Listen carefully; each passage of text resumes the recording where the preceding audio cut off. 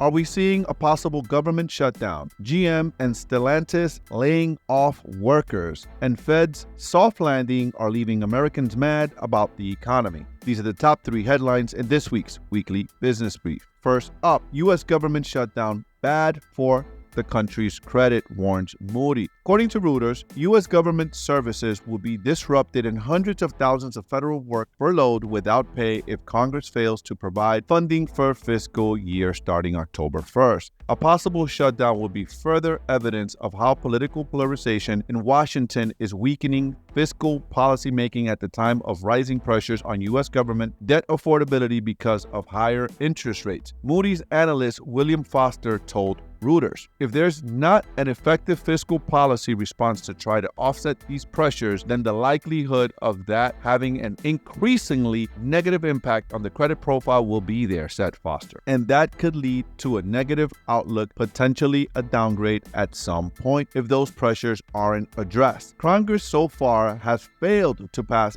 any spending bills to fund federal agency programs in the fiscal year starting October 1st amid a Republican Party feud. The shutdown would not affect government debt payments. Earlier this year, political brinksmanship around the U.S. debt limit threatened to cause a U.S. sovereign debt default. That's a big problem for us in the world stage. That crisis, even though it was eventually resolved before any missed debt payment, was a major factor leading to Fitch downgrade last month. So this is a big deal, guys. Government shutdown, interest rates going up. You're an investor, you have Section 8 residence that is funded through Federal Housing Authority. You will be affected. We will be affected. Our rents will be affected if this doesn't get resolved. And yet we have so much differences within both political parties right now in our country that we're failing to see that we're all Americans and that there are jobs there. Guys, if you're listening to me, your job there is to make sure you are doing the best thing for the American people. That's your number one role. Taking care of America, putting America first, and doing what's best for the American people. Next up, GM and Stellantis just laid off more than 2,000 additional workers because of the UAW strike, reported CNBC. GM said it idled an assembly plant in Kansas because of a shortage of parts due to the strike. About 2,000 of its workers were laid off on Wednesday. Whoa, this is a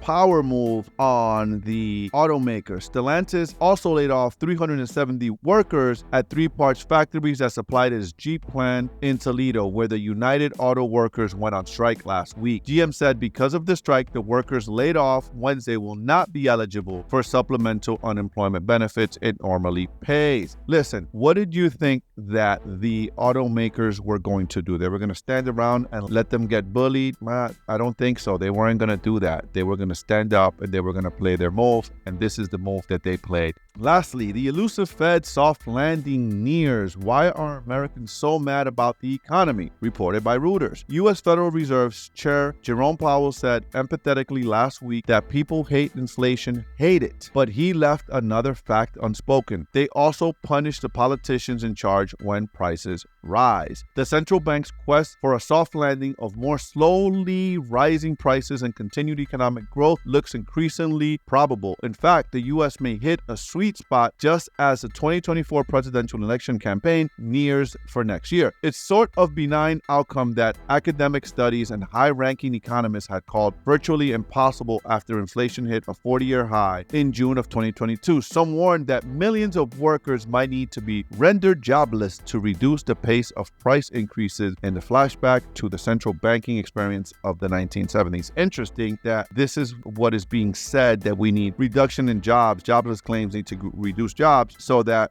we can get inflation on the way. And yet here we have the UAW striking. We're in the midst of all of this. Really weird times. We certainly are really living in interesting time. Who are you voting for this upcoming election? Share your thoughts down in the comments and let's discuss. And this has been your weekly business brief. I'll see you guys next week. And remember to like and subscribe to the channel to keep up with the latest business updates. Peace.